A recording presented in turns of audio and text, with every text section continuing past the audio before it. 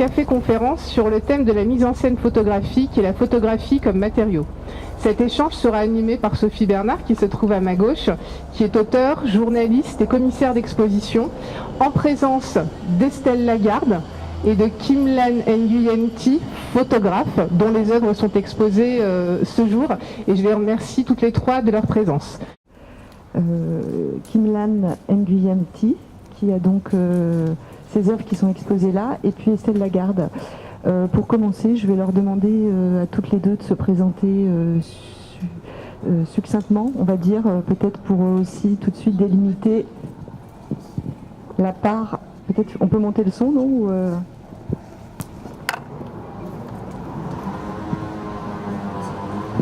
Oui, là c'est mieux. Donc Estelle Lagarde, je vous demande de vous présenter. Bonjour à toutes et à tous, merci d'être venus ici cet après-midi. Alors pour me présenter brièvement, je suis, vous avez pu voir un travail de photographie, je suis artiste photographe, je préfère dire artiste parce que j'ai une démarche qui ne répond pas à des commandes, qui est complètement libre, correspond à une démarche très personnelle. Et j'ai une formation d'architecte, donc c'est vrai que le rapport au lieu est fondamental dans mon travail et probablement lié à ma formation d'architecte. Je pratique la photographie depuis une dizaine d'années et je présente mon travail régulièrement au public depuis maintenant 7 ou 8 ans. Voilà, j'ai beaucoup travaillé au départ en noir et blanc, photographie noir et blanc, et maintenant je fais davantage de photographie en couleur, très succinctement. Bonjour, donc merci à tous aussi d'être là. Je m'appelle Kim-Lan Nguyen Thi, moi je suis artiste plasticienne et dans mon travail j'utilise beaucoup l'image fixe mais pas que, ça peut m'arriver d'utiliser de la vidéo, du son et je fais de l'installation, donc je construis des espaces où l'accès, disons, à l'œuvre par le visiteur est toujours un élément très important de mon travail. Je suis également scénographe pour le théâtre, donc peut-être c'est de là d'où vient mon amour pour les espaces et justement la fabrication de ces déambulations et de ce rapport au spectateur. Ça fait une dizaine d'années aussi que je pratique ce métier. Et voilà, j'ai travaillé en argentique, en numérique, avec différents médiums, comme je vous le disais, ce qui sert le mieux mon propos au coup par coup. Voilà. Donc Estelle, l'idée un petit peu de cette discussion à laquelle vous pourrez prendre part, ou vous pouvez prendre part si vous le souhaitez, c'est un petit peu d'avoir des clés de lecture en fait des œuvres que vous avez pu voir. Estelle, la première chose que j'ai envie de te demander, c'est quel était le déclencheur de la série? Alors il y a 2 séries qui sont présentées, comme vous avez pu le voir, une série sur le thème du travail, qui se passe dans un ancien atelier à Levallois, et une autre série qui a été réalisée dans une ancienne prison. Dans les 2 cas, les lieux étaient désaffectés, en tout cas plus utilisés depuis un certain nombre d'années. La série Lundi Matin a été réalisée avant la série Maison d'arrêt, en 2009. Et le déclencheur de cette série, ça a été la rencontre d'un lieu. Au départ, c'est vrai que depuis plusieurs années, en fin de compte, le lieu va être à l'origine d'une nouvelle série ou d'un nouveau travail. C'est vraiment le lieu qui va être inspirant. La série, donc, sur le milieu du travail, au départ, c'était un thème qui n'était pas du tout, qui m'intéressait pas particulièrement, qui n'était pas à explorer. Mais j'ai eu l'opportunité d'aller dans un ancien local de réparation de voitures, inoccupé depuis plusieurs années, qui avait été réinvesti un peu par des taggeurs, par les jardiniers de Levallois. Tous les bulbes qu'on voit par terre sur les images, ce sont des oignons que les jardiniers laissaient entre 2 saisons. Et c'était un lieu qui offrait plusieurs décors, donc c'était intéressant parce que ça me permettait de pouvoir faire une seule série dans un seul lieu, avec plusieurs décors différents. Le processus est toujours à peu près le même. Il y a une séance de repérage, de rencontre du lieu pour voir si le lieu raconte des histoires. Et ensuite, je retourne avec des figurants bénévoles qui sont d'accord pour participer, pour poser aux prises de vue. Il y a souvent beaucoup de temps entre le moment de la prise de vue et le moment où les images sont réalisées. Un temps de maturation, un temps de travail, de croquis et de dessin, de croquis, de mise en place des personnages. Pour la série Maison d'arrêt, c'était à peu près la même histoire, c'était l'année suivante et c'était effectivement aussi une rencontre avec l'ancienne prison d'Avignon qui était fermée depuis 5 ou 6 ans. Et j'y suis allée, j'ai eu la possibilité d'y aller avant que des travaux ne doivent commencer. Finalement, les travaux ont été arrêtés. Et le procédé était à peu près le même que pour lundi matin. Alors toi, Kim, c'est une histoire. On va parler de la série principale. Enfin, que je dis principale, c'est peut-être pas le cas, mais en tout cas celle qui est la plus visible quand on rentre dans l'espace.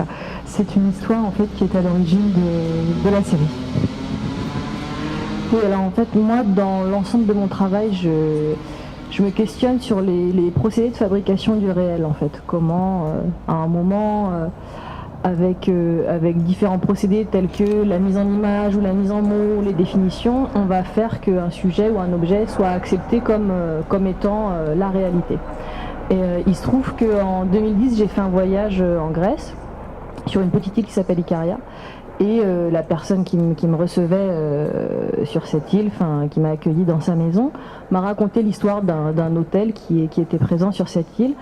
Donc en me disant qu'un entrepreneur était venu des États-Unis pour demander de l'argent et de l'aide aux insulaires afin de construire un hôtel et de produire de la richesse sur l'île et du tourisme. Il se trouve que les travaux ont commencé et puis à un moment, cet entrepreneur est parti avec l'argent investi et a laissé cet hôtel sans le terminer. Du coup, cet hôtel n'a jamais ouvert ses portes. Par rapport à mon travail, c'est vrai que cette histoire m'a tout de suite fait penser à l'idée des mirages et à l'idée du fait, au fait que une image, on peut inventer une image et puis dès qu'elle semble accessible, elle disparaît. Qu'en fait, la projection finalement de cette image que l'on croit réelle conditionne notre comportement. Et cette série Chambre avec vue vient de cette histoire, découle de cette histoire. Alors sans rentrer totalement, on va pas faire des recettes photographiques, mais Estelle, quand on voit les personnages donc qui habitent ces lieux, puisqu'en fait finalement tu as parlé de décors et qui suscitaient comme ça des histoires ou des fictions, on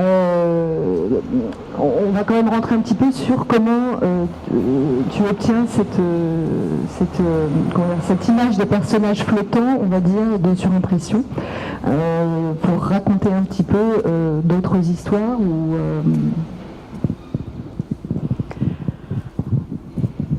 Alors, il y a quelque chose que je trouve passionnant en photographie, c'est le rapport au temps.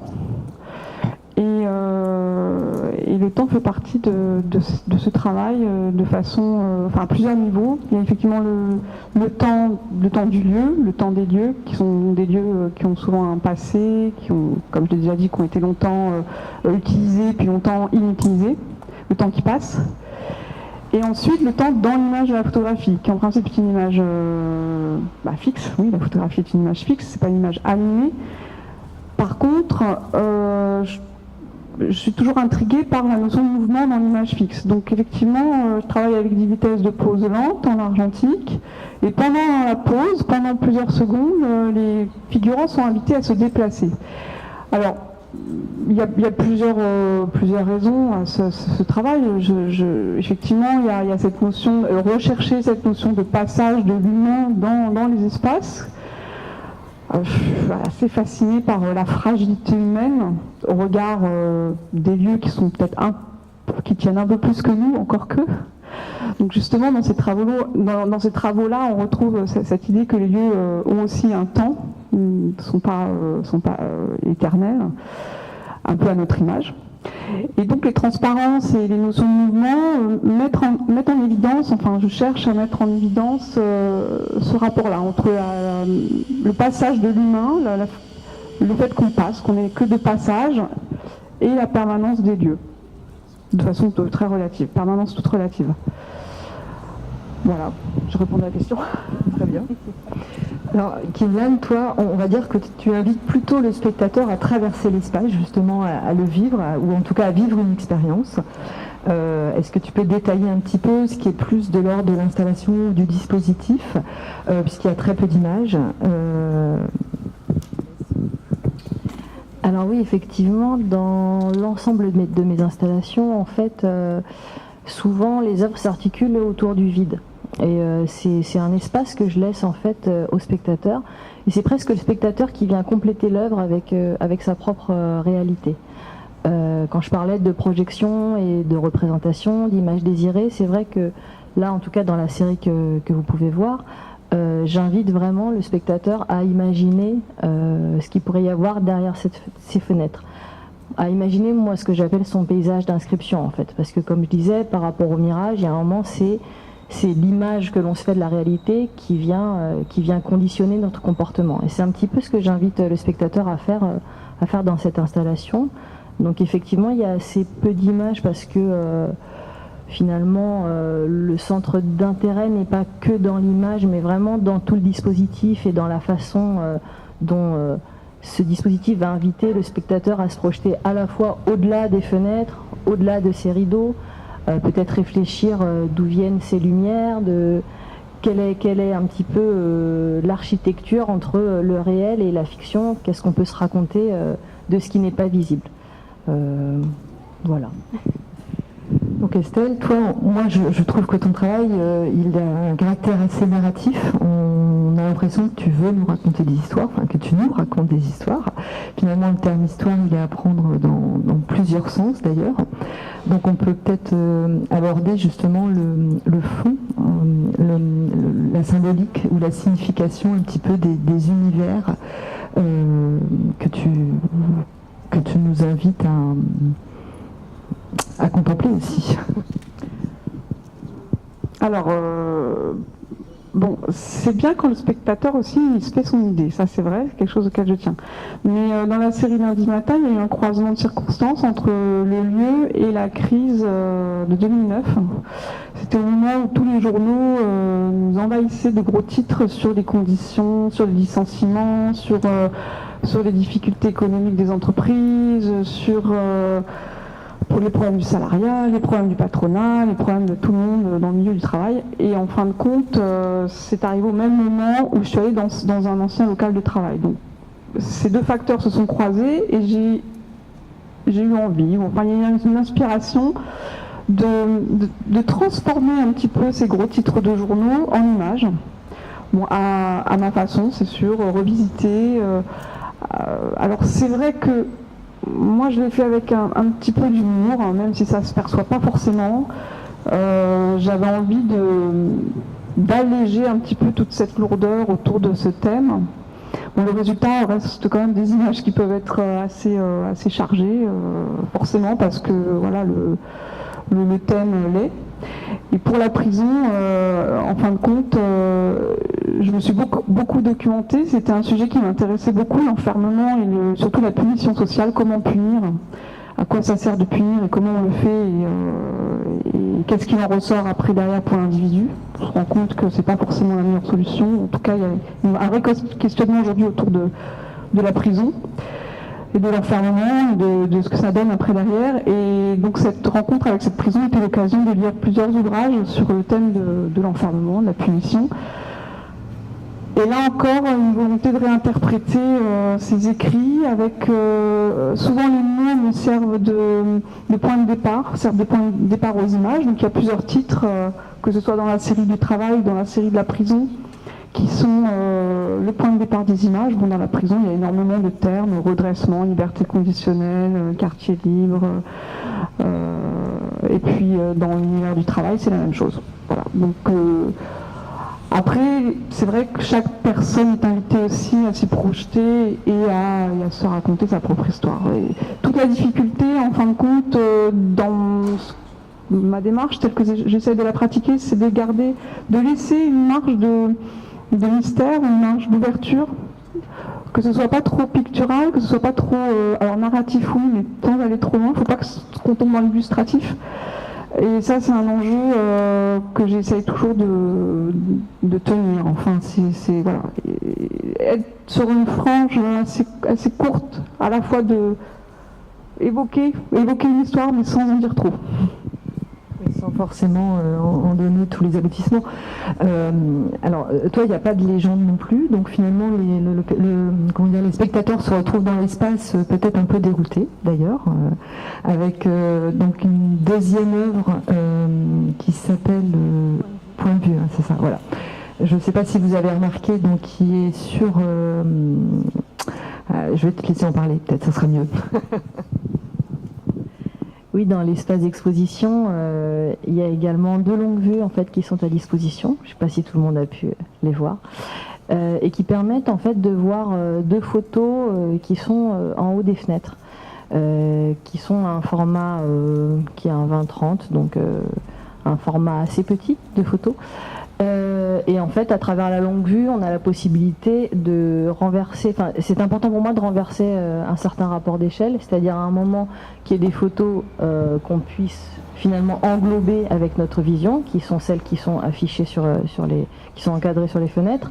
Et par contre, quand on les regarde dans la longue vue, à un moment, en fait, c'est nous qui sommes pris dans le paysage, et du coup, notre échelle est réduite par rapport à ce paysage qui nous englobe, et où le hors-champ a tout son intérêt, puisqu'on est comme ça invité à presque deviner ce qu'il reste du paysage autour.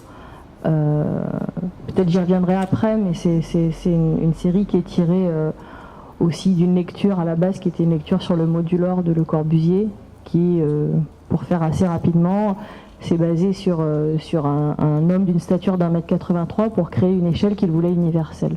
Et donc moi, ça m'a questionné, encore une fois, par rapport à mon travail, sur qui fait les définitions et pour qui, et à un moment, pourquoi on se base sur une échelle d'un humain qui fait 1,83 m. Alors bon, par exemple, moi je fais pas du tout 1,83 m et je devrais me retrouver dans cette échelle-là.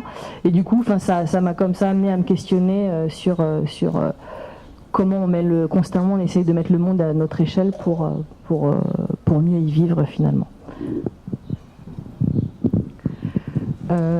Toutes les deux, il y a une part de fiction. Enfin, tu parles de mirage.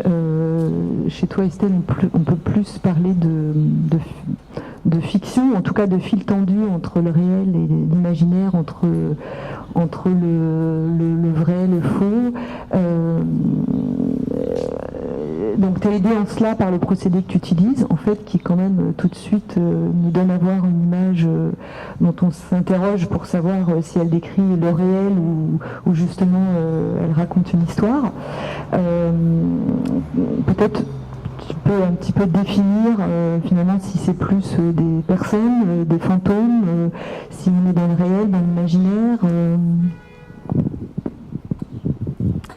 Oui, alors comme c'est vrai que j'évoquais, je travaille avec des figurants, donc les images sont complètement inventées. On est sur la mise en scène, pour le coup, on n'a pas prononcé beaucoup. C'est vrai, on est sur la mise en scène, c'est de la mise en scène.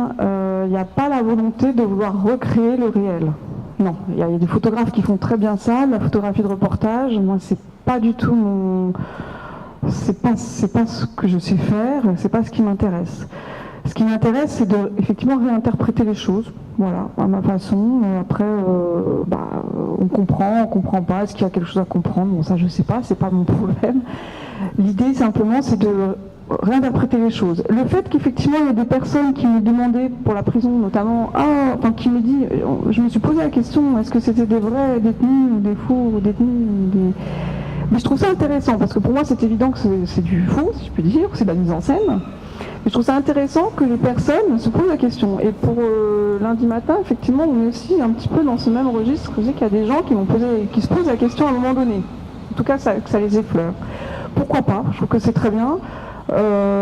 Effectivement. Bon, après, j'aurais pu mettre en scène des personnes qui avaient vraiment travaillé dans le lieu ou des détenus. Voilà. C'est compliqué avec les détenus quand même, hein, mais pourquoi pas, ça aurait pu se faire. J'en suis pas à ce stade dans ma démarche. C'est pas exclu que j'y vienne. De travailler avec par exemple, dans une dernière série, j'ai travaillé avec des adultes handicapés d'un foyer de personnes adultes handicapées. C'était nouveau, c'était une vraie rencontre et c'était très intéressant. C'est pas exclu que j'en vienne après plus tard à travailler avec des personnes à les mettre en scène toujours, parce que ça m'intéresse de mettre en scène. Effectivement, ce qui se passe au quotidien, c'est une chose. Voilà, j'aime bien sortir du quotidien et chercher autre chose. Oui, en même temps, c'est ce que je veux dire. Tu utilises, la fiction pour nous parler du réel aussi, puisque finalement les sujets que tu abordes sont quand même des sujets pour le coup.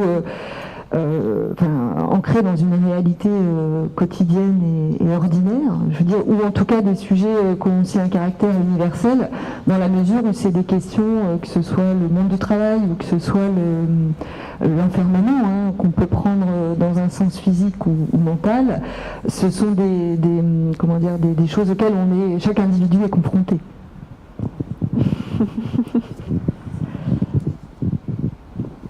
Oui, c'est vrai. Alors après, il y a une volonté. C'est sûr que là, pour parler de ce sujet-là, on n'est pas dans le conte de fées, c'est certain. Donc c'est vrai que je vois ce que tu veux dire. Oui, on peut se dire oui, mais en même temps, on dirait qu'il y a une remise en scène d'un réel, mais c'est pas le réel. C'est vrai. Alors bon, après, je sais pas trop en dire plus. C'est vrai. Je sais pas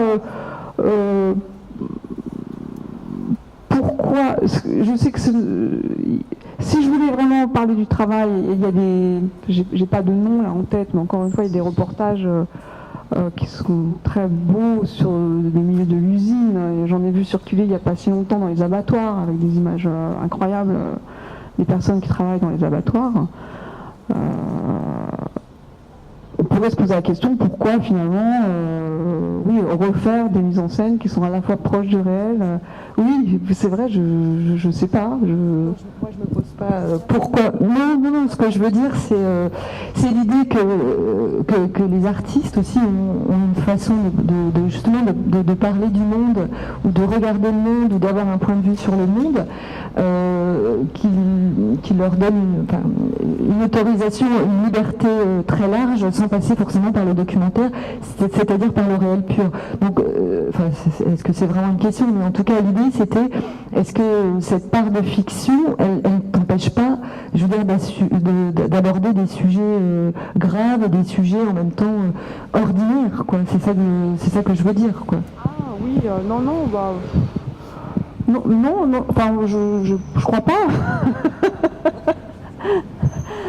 Non, parce que en fin de compte, moi ce qui m'intéresse c'est le lieu. À la limite, je dirais presque que c'est un prétexte, le fait que ce soit le milieu du travail.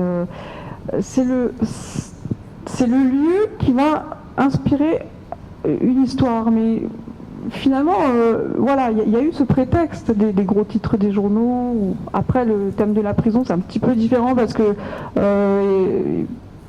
il y a aussi probablement un peu d'engagement quand même, certainement, que je revendique pas spécialement, mais il y en a forcément un quelque part.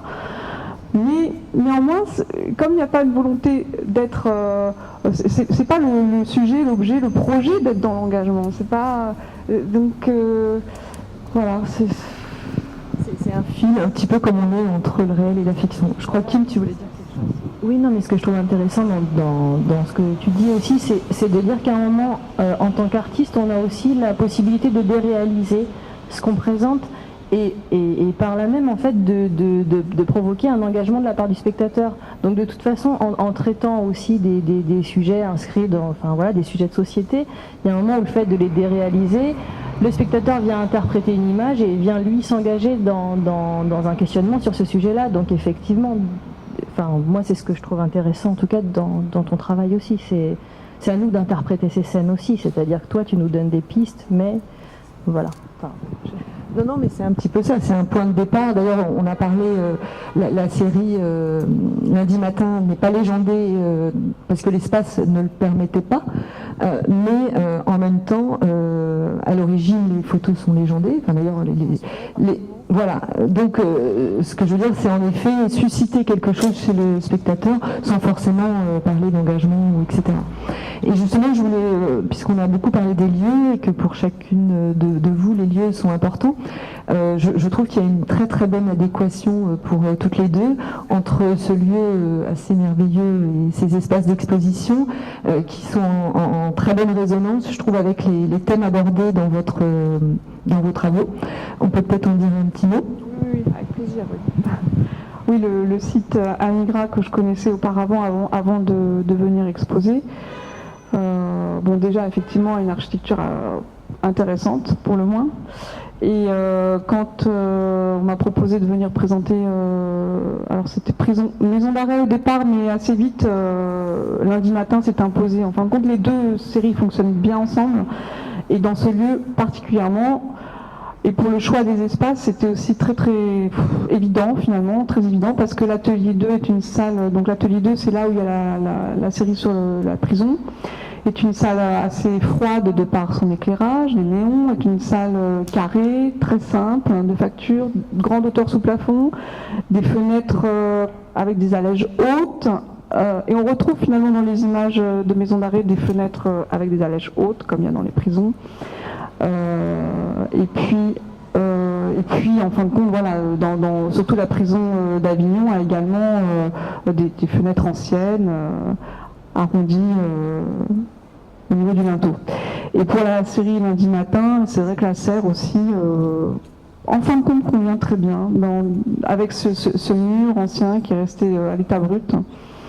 Et le fait que cette usine était aussi un lieu de travail, forcément, offre une belle résonance avec cette série. C'est vrai qu'on ne peut pas mettre n'importe quels travaux, il me semble, dans ces espaces.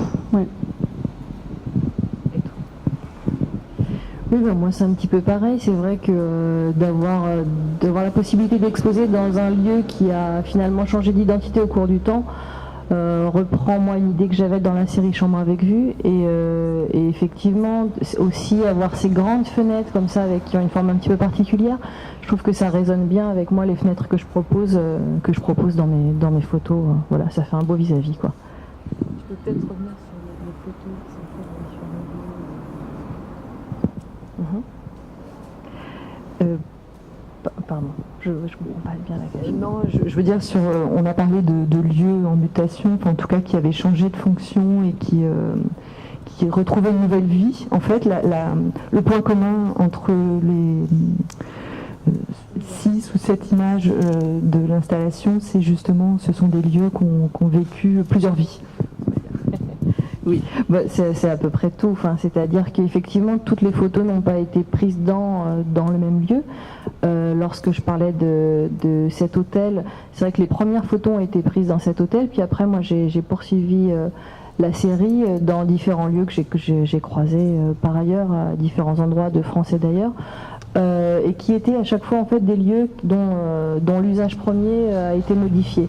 Et c'était intéressant pour moi par rapport à effectivement tout mon travail sur le changement d'identité et sur effectivement comment le lieu vient déterminer des usages et comment on peut détourner ce rapport comme ça de codépendance quoi.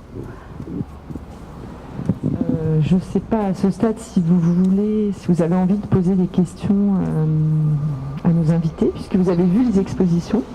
Donc, peut-être avez-vous des interrogations ?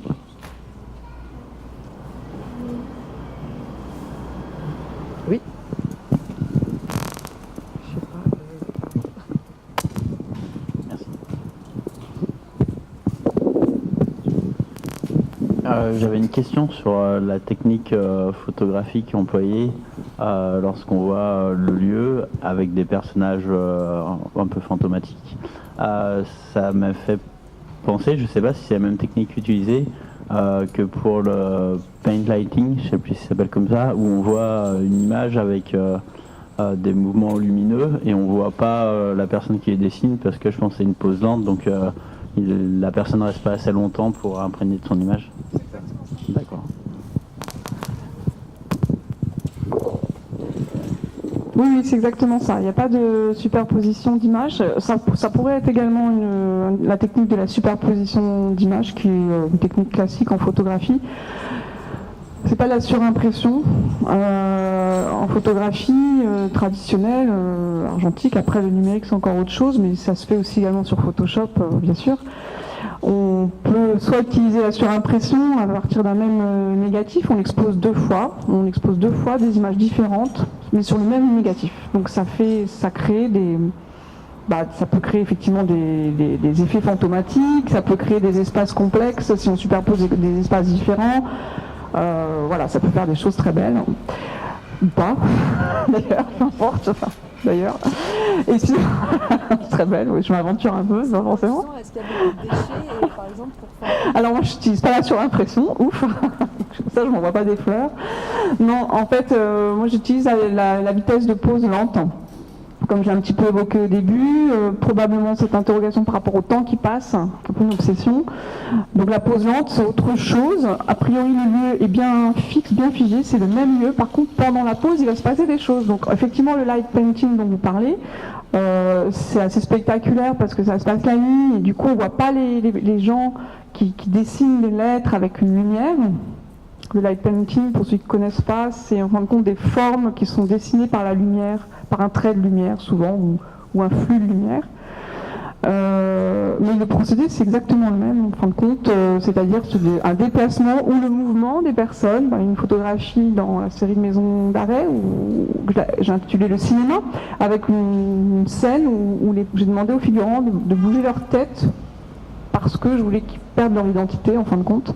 Enfin, l'idée, c'était qu'il n'y ait plus d'identité, plus de visage, pendant la prise de vue. Voilà. Donc, voilà, le procédé, c'est ça. C'est le temps au moment de la prise de vue qui m'intéresse, que je travaille depuis longtemps, que je continue de travailler, que ce soit pour créer des fantômes, si on peut dire, ou plutôt apparition, disparition, ou le mouvement du corps, mouvement de la tête, faire disparaître les pieds, les jambes, les têtes, voilà. Si on creuse un peu dans les coulisses, finalement, une photo prend un temps de préparation déjà parce qu'il y a comme un petit scénario, finalement, il y a déjà un but à atteindre, il n'y a pas d'improvisation, enfin, il y en a une part, mais elle doit être infime, j'imagine, et savoir si justement, comme c'est pas non plus scientifique, il y a, entre guillemets, du déchet, enfin, je veux dire... Ouais. Oui, c'est vrai qu'il y a quelque chose aussi qui est important, dont je n'ai pas trop parlé, c'est la notion d'aléatoire. Effectivement, il y a des photographes qui vont faire des prises de vue en studio, qui vont savoir exactement ce qu'ils vont faire et qui vont faire une captation d'un temps donné.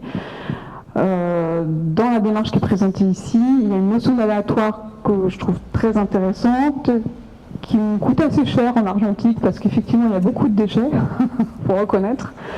Parce qu'il y a des mises en scène qui sont prévues, mais comme je souhaite que dans ces mises en scène, il se passe des choses, pas systématiquement, pas pour toutes, mais souvent, ça revient quand même. Il y a un but, il y a une image mentale en réalité que je cherche. Et cette image mentale, pour la trouver, avec ces déplacements, effectivement, dont j'ai parlé, vient pas forcément tout de suite. Et en même temps, il y a des belles surprises. C'est-à-dire qu'il m'est souvent arrivé d'avoir des accidents pendant les prises de vue, un flou que j'ai pas cherché, que j'ai pas voulu, et qui a donné un résultat vraiment, finalement, qui correspondait à ce que j'avais à l'intention, et qui n'était pas forcément voulu au départ. Donc ça, c'est la part d'aléatoire que j'aime beaucoup dans le travail en argentique, parce que pour le coup, en numérique, je pense que ça serait possible aussi en travaillant avec des poses lentes, en numérique, ça serait probablement possible aussi. Bon, je sais pas, parce que je travaille pas en numérique, mais...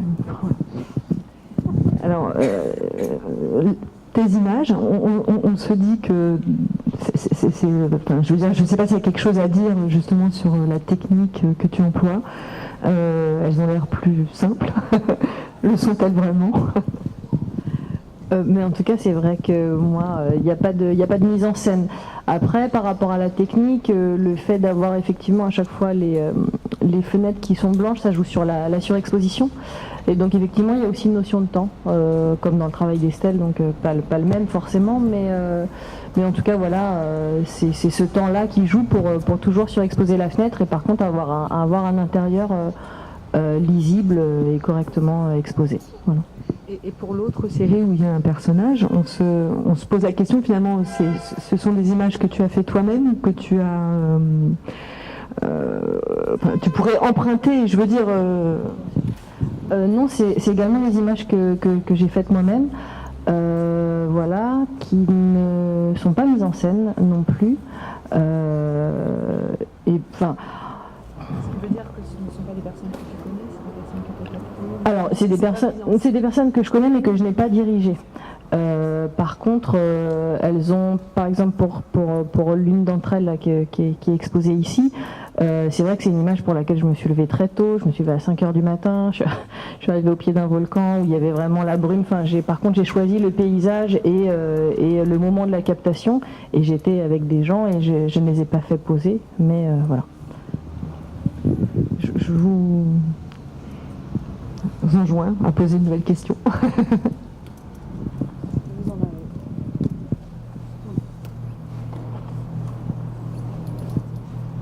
Est-ce que vous voulez qu'on passe tout de suite à la visite d'exposition ou peut-être, je ne sais pas s'il y a des choses qu'on peut rajouter en conclusion. Tout ce qu'on sait, c'est que finalement, il y a une rigueur, je veux dire, en amont, d'une façon ou d'une autre. Enfin, c'est assez... voilà, quelque chose à remarquer en fait. Derrière peut-être l'apparente simplicité, il y a un vrai travail de réflexion et en amont en fait, qui fait que on va dire la photo ou la série est réussie. C'est vrai qu'Estelle, je disais, il y a un caractère plus narratif dans ton travail. En tout cas, c'est vrai que chaque image fonctionne individuellement, mais c'est l'ensemble aussi qui donne tout son sens. Et on est, comme tu disais, sur le film. Moi-même, je ne sais pas s'il faut s'effrayer ou s'il faut rire quand on regarde tes images, notamment lundi matin, parce que je trouve c'est criant de vérité. Il y a des situations qu'on n'a peut-être pas vécues personnellement, mais qui sont très explicitement celles qu'on peut avoir dans notre mémoire collective, notamment par rapport à un domaine industriel, on va dire. Donc, toujours cette part, on peut peut-être conclure sur cette idée de fiction, de réalité, qui est toujours, dans la limite, finalement, elle est toujours ténue, elle est toujours très très fragile, et c'est ce qui fait que ça fonctionne aussi. Oui, je pense aussi je pense au travail de Georges Rousse, par exemple. Je ne sais pas si certains d'entre vous connaissent Georges Rousse, qui est un photographe que j'aime beaucoup. Alors lui qui a aussi un travail dans les lieux, je ne veux pas développer, vous regarderez sur internet si vous ne connaissez pas Georges Rousse, mais je pense à lui en évoquant ces notions de réalité, de fiction, parce qu'on ne sait pas trop effectivement. Alors ça marche aussi avec des travaux, encore une fois, des bons documentaires, des bons travaux de documentaire, où parfois on peut se dire mais c'est vrai ça existe ça, contrairement alors que c'est vraiment vrai. Donc voilà, effectivement la limite entre... Et en photographie, pourquoi en photographie en particulier c'est important? Parce qu'on s'imagine toujours la photographie représente le réel. Et un point c'est tout. Alors en réalité la photographie est bien plus que ça, depuis le début d'ailleurs, depuis l'histoire, depuis le commencement de la photographie. C'est pas que une représentation du réel. Elle a toujours été depuis le début... manipulé, on n'a pas parlé, arrangé, mise en scène, trafiqué, bidouillé, collé, découpé, enfin bon. Et donc, on ne sait pas forcément, souvent les personnes pensent que la photographie c'est juste ce qui existe. Et en réalité, non, ça va plus loin que ça. Donc c'est ça qui est aussi intéressant quand on ne connaît pas, ou voilà, qui est à découvrir, quoi. Et ce qui est intéressant, c'est que tout en détournant le réel, on arrive à parler du réel, justement. Non, moi, quelque part, je laisse le spectateur travailler, c'est-à-dire que je crée des espaces et des images où je donne suffisamment de repères pour que le visiteur se sente à l'aise et puisse réinvestir, en fait, ce que je présente avec sa propre réalité. Donc c'est vrai que moi, c'est presque plus un travail en post-production, finalement, où je crée les conditions pour que le spectateur investisse ses images. Et après, effectivement, par rapport à l'utilisation de l'image fixe, j'en viendrai à la même conclusion qu'Estelle, c'est qu'on considère souvent l'image fixe l'image photographique comme un témoin du réel. Et du coup, de venir retravailler cette notion et de venir détourner ça en justement remettant en question la réalité, c'est quelque chose qui m'intéresse aussi. Vous voulez poser une question? En réalité, je ne vais pas poser une question, je vais interpréter un petit peu ma vision sur le travail d'Estelle, que je connais pas beaucoup, mais quand même. Et j'ai l'impression, quand je regarde ces œuvres, qu'elles sont illustrées d'une façon qui m'interpelle, c'est-à-dire que les lieux, parfois, je les vois, et les personnages, je les vois, et parfois, je peux les détacher de ces lieux. C'est-à-dire l'aspect qu'il soit flottant, enfin qu'il soit un petit peu flottant, me fait penser que ces personnages, ils pourraient être ailleurs. Et surtout, souvent, quand tu es né aussi en scène, il y a 2, 3 photos là où je ne t'avais pas reconnu, et après je t'ai vu. Et en fait, c'est très curieux. C'est des lieux comme ça, délabrés, et tout ça, on en connaît tous, on a dans des squats, dans des lieux, et en même temps, le fait qu'elle réintègre des personnages de cette façon, attachés, détachés, tous ensemble, tous habillés ensemble et tout ça, fait qu'on peut les sortir et les imaginer ailleurs. Et je trouve que ça, c'est très fort. Enfin, pour moi. C'est-à-dire que j'ai une double vision. Je peux les promener et puis j'ai hâte de voir sa série sur voilà, la prochaine, parce que ça va être encore des personnages qui sont... Voilà, et je la remercie parce que j'aime beaucoup son travail. Le tien, je le découvre, donc c'est pas pareil. Merci. Eh bien, je vous remercie. Peut-être on peut donner la parole à Joanne qui peut introduire l'exposition des collégiens, qui ont quand même, je crois, bien travaillé, inspirés par ces 2 travaux dont on vient de parler. Si tu veux dire quelques mots, ou nous proposer une visite guidée, je ne sais pas.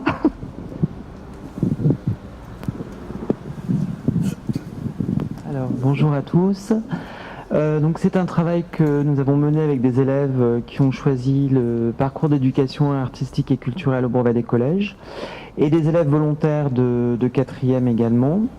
Donc Estelle et Kim ont eu la gentillesse de venir au collège pour présenter leur travail aux élèves, mais sans leur montrer leurs images, puisque pour ne pas induire le travail des élèves, afin qu'ils réalisent un travail suffisamment personnel.